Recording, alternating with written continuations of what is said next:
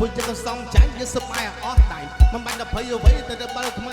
ទៅណាត់មិត្តស្រីយកដល់លេងយប់ហ្នឹងទេហាមិត្តភ័ក្ដិតែកុំនៅស្ងៀមត្រឹងយកដល់លេងយប់ហ្នឹងនៅក្នុងក្លឹបរាត្រីស្លៀកទៅឲ្យលុយខកកបោចេញថ្មីបាច់ទាំងអស់អកអូបដើម្បីតែបង្អួតស្រីពេលទៅដើរលេងចូលក្នុងក្លឹបយើងផឹកស្រាហាអង្គុយស្ដាប់ភ្លេងហើយយើងរាំលេងតែចង្វាក់ភ្លេងកាច់រៀងបាត់សបាយព្រឹកទៅបើកលុយហើយនេះកៅស្រាវេអ្នកណាបើមិនទាន់ផឹកឲ្យតួខ្ញុំមកជិះនេះផឹកឲ្យជាមួយនឹងសង្សារអូនណាផឹកតែកុំគិតអីណាពិសេសព្រោះបងទៅបើក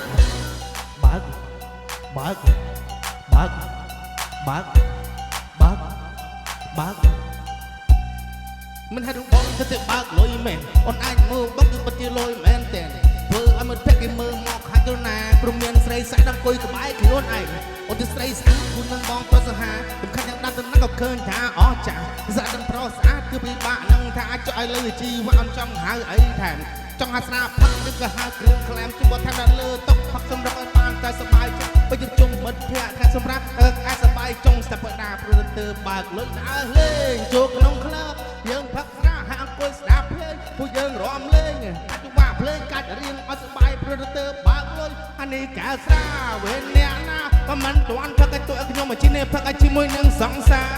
អូនណាផឹកទៅគិតអីណាពិសេសព្រោះបងទៅបើក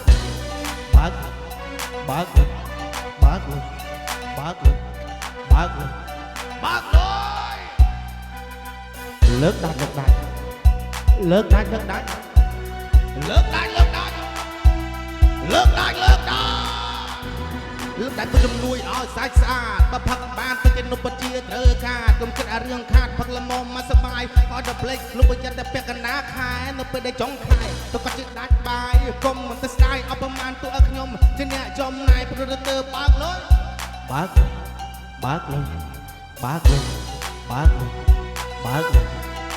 យសងលេងបើកលុយថ្លៃបៀនបើកលុយហើយកុំភ្លេចសងគេណាអូនណា